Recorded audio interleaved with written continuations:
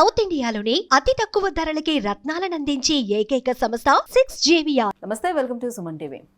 మాజీ YCP Narsapuram MP Raghuramakrishnaraju గెలిచిన 6 నెలలకే ప్రభుత్వానికి వ్యతిరేకంగా మాట్లాడిన కారణంగా ఆయన బహిష్కరించబడ్డారు.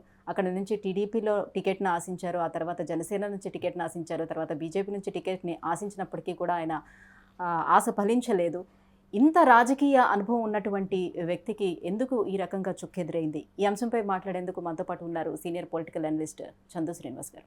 Hello sir. హలో అండి. సార్, రఘురామకృష్ణరాజు గారు ఇప్పుడు హాట్ టాపిక్ అయిపోయారు. ఒకప్పుడు చాలా చక్కగా ఆయన నరసాపురం ఎంపీగా గెలిచిన 6 నెలలకే ప్రభుత్వానికి వ్యతిరేకంగా మాట్లాడటం జరిగింది. అసలు ఆయనకి ఆ ప్రభుత్వంతో పడలేదు, వైసీపీతో. అక్కడ నుంచి బయటకు వచ్చారు. అది ఎంత వివాదం జరిగిందో మనకి తెలిసిందే. ఆయన సొంతూరుకు కూడా ఆయన వెళ్ళలేకపోయిన పరిస్థితి ఏర్పడింది. 4 సంవత్సరాలు.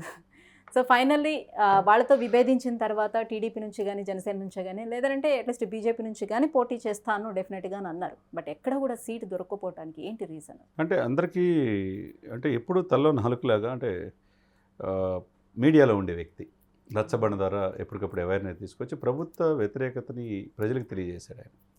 అందులో వైఎస్ రాజశేఖర రెడ్డి గారితో అతనికి అవినాభావ సంబంధం, వ్యాపారాలు ఉన్నాయి దేశవ్యాప్తంగా. అటువంటి రఘురామకృష్ణరాజు గారు తన కొడుకుతో జగన్మోహన్ రెడ్డి గారితో పొసగలేదు.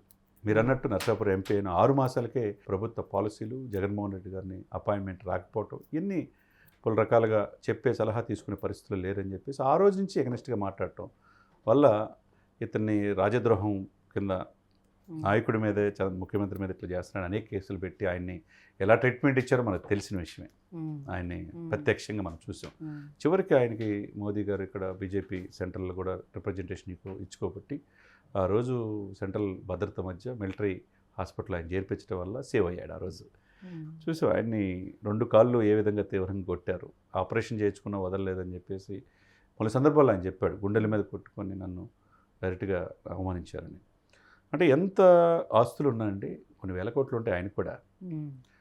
సొంత కాన్స్టిట్యున్సీకి వెళ్ళకపోతే ఎంత బాధ ఉంటుంది. ఢిల్లీకి పరిమితం అయితే వస్తే ఎక్కడ కేసు పెట్టి ఇంకో కేసులో లోపలేస్తారనే భయం అవన్నీ కూడా చూశాడు. ఎప్పుడు కోడిపందాలు మొన్న సంక్రాంతికి వచ్చారు. ఆఫ్టర్ 4 years తర్వాత ప్రత్యేక పర్మిషన్ తీసుకొని ఇక ఎలక్షన్ నిధులు కాబట్టి నన్ను ఇంకా చేసినా అది సెంటిమెంట్గా ఉపయోగపడింది అనే ఉద్దేశంతో ఆయన వచ్చాడు. కాబట్టి వెళ్ళిపోయాడు. ఇక హైదరాబాద్ వచ్చినప్పుడు కూడా మనం చూసాం ఎట్లా అరెస్ట్ చేశారనేది.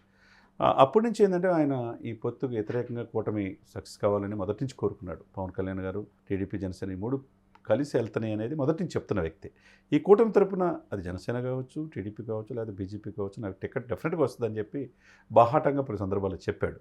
కానీ ఎవరు ఊహించిన విధంగా చివరికి ఆ సిద్ధం సభలో కూడా చెప్పాడు. ఆయన సిద్ధానికి యుద్ధం రెడీ అన్నప్పుడు సభలో కూడా రఘురామకృష్ణరాజు గారే అటు చంద్రబాబు నాయుడు గారు, పవన్ కళ్యాణ్ అట్లా చూస్తూ ఉన్నారు, నేను ఎంపీగా పోటీ చేయబోతున్నాను అన్నాడు. అది ఏ పార్టీ అనేది అటువంటి వ్యక్తికి ఇప్పుడు పలు దఫాలుగా అవతల టీడీపీలో కావచ్చు, జనసేనలో కావచ్చు, చివరికి బీజేపీ 6 ఎంపీ సీట్లో కూడా శ్రీనివాస వర్మ అని చెప్పేసి వేరే వ్యక్తికి అక్కడ సీట్ వచ్చిందంటే ఇతనికి ఇవ్వలేదంటే ఎందుకు ఇవ్వలేదు అనేది దాని మీద ఒక ఇంటర్వ్యూ పెట్టి ఆయన చెప్పిన మాట ఏంటంటే, సోమవీర్రాజు బీజేపీ పెద్దలతో మాట్లాడించి సోమవీర్రాజు ద్వారా జగన్మోహన్ రెడ్డి నాకు టికెట్ రాకుండా చేశాడని అంటాడు. అంటే బీజేపీకి వైసీపీకి కనెక్షన్స్ ఉన్నాయని ఆయన మాటలను బట్టి ఒక రకంగా ప్రజల్లో ఈ ఆలోచన. ఎందుకంటే మొన్న వచ్చినప్పుడు మోదీ గారు కూడా తిట్టలేదు, జగన్ ఒక మాట కూడా వెళ్ళలేదు అనేది ఇక ఇది ఉంది.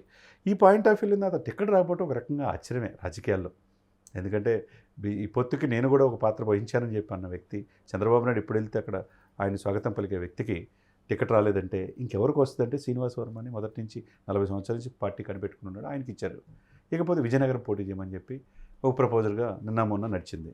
విజయనగరం అంటే నాకు స్థానికేతడు కాబట్టి అక్కడ సపోర్ట్ ఉండదన్న ఉద్దేశం నేను చేయలేనన్నాడు. కాకపోతే ఉండి పాయింట్ ఆఫ్ వ్యూలో కనీసం ఎంపీ రాకపోయినా ఎమ్మెల్యేగా అయినా ఆయన్ని నిలబెట్టాలని టీడీపీ ప్రయత్నం చేస్తుంది. అది ఉండి అయిద్దా ఏదైద్దా అనేది ఈరోజు రేపు తెలిసిద్ది.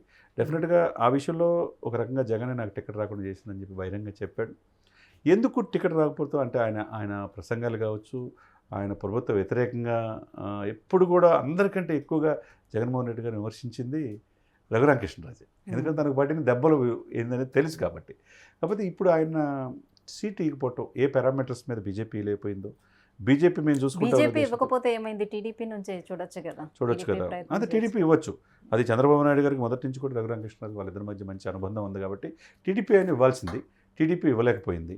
మరి ఎంపీ ఇటు తిరిగి ఇప్పుడు 25 స్థానాలు ఫుల్ అయిపోయినాయి. ఇక ఎమ్మెల్యే స్థానాలు 1-2 మార్చైనా రఘురామకృష్ణరాజు గారికి వెస్ట్ గోదావరి జిల్లాలో ఆయన సొంత ఇది కాబట్టి నరసాపురం అక్కడ ఎమ్మెల్యే స్థానం అయినా పోటీ చేయించాలని టీడీపీ చంద్రబాబు నాయుడు గారు అనుకున్నట్టుగా తెలుస్తుంది. అది దానికి పవన్ కళ్యాణ్ గారు కూడా సుముఖంగా ఉన్నారనేది తెలుస్తుంది. అదే కనుక జరిగితే పార్లమెంట్ నుంచి ఇప్పుడు ఆయన ఆంధ్రప్రదేశ్ రాజకీయాల్లో అసెంబ్లీలో ఆయన వాడి వేడి ప్రసంగాల ద్వారా ప్రజలకు ముందు రావచ్చు. మొన్నటిదాకా పార్లమెంట్లో ఎగనెస్ట్గా అధికార పక్షం చెప్పాడు కాబట్టి ఇప్పుడు ఇలా వచ్చే అవకాశం స్పష్టంగా కనపడుతుంది. సో ప్రభుత్వానికి వ్యతిరేకంగా మాట్లాడినందుకే ఆయన ఇంత ఫేస్ చేయాల్సి వచ్చిందన్న భావంతో, అంటే ఈ రోజు వరకు కూడా వైసీపీ ఎమ్మెల్యేలు ఎవరు ప్రభుత్వానికి వ్యతిరేకంగా మాట్లాడడానికి, ప్రభుత్వంలో జరుగుతున్నట్టు ఏమీ బయటికి రానివ్వకుండా అట్లానే స్తబ్దుగా ఉండిపోయారంటారా? అంతే కదా. అంటే చాలామంది ఉంటారు అసమ్మతి. ఇప్పుడు వెళ్ళిన వాళ్ళు ఉన్నారు. సీతాకృష్ణారెడ్డి నెల్లూరు నుంచి వెళ్ళాడు, లేకపోతే వంశీకృష్ణ యాదవ్ వెళ్ళాడు ఎమ్మెల్సీ, ఆయన కమిట్మెంట్ ఇస్తారని చేయలేదు, లేకపోతే పంచకల్ రమేష్ వెళ్ళిపోయాడు, లేకపోతే నెల్లూరులో చాలామంది వెళ్ళారు, వేమిరెడ్డి ప్రభాకర్ రెడ్డి లాంటి వాళ్ళు వెళ్ళారు, చాలామంది వెళ్ళారు కదా. వైసీపీ నుంచి కూడా వెళ్ళారు. కొంతమంది డైరెక్ట్గా బయటికి రాలేరు, వాళ్ళు ఎందుకు ఆర్థిక మూలాలు దెబ్బతీస్తారనే ఉద్దేశంతో. ఆయన ఆర్థిక మూలాలు దెబ్బతీసిన, ఆరోగ్యం పనంగా పెట్టిన, ఆయన కొట్టిన, ట్రీట్మెంట్ ఇచ్చిన ఆయన వెనకడే ఇలా ఇప్పటికీ పోరాడతారు ఉన్నాడు. ఇప్పటికీ నేను పోరాడతాను జగన్ మీద అని చెప్పి అదే చెప్తున్నాడు. నేను ఓడించేదాకా నేను నిద్రపోను, నాకు టికెట్ వచ్చినా రాకపోయినా ఈ కూటమి విజయానికి కోసం కృషి చేస్తానని చెప్తున్నాడు. చూడాలి, కాలమే ఇచ్చిద్దన్నట్టుగా చూద్దాం. ఎంపీగా అయితే ఇంకా టికెట్ లేదు కాబట్టి అట్లీస్ట్ ఎమ్మెల్యేగానైనా పోటీ చేస్తారేమో, గెలుస్తారేమో అనే విషయం చూడాలి. డెఫినెట్గా అండి. Right, thank you so much sir. Thank you అండి. సుమన్ టీవీలో మీ పర్సనల్ అండ్ బిజినెస్ ప్రమోషన్స్ కోసం కింది నెంబర్కి కాంటాక్ట్ చేయండి.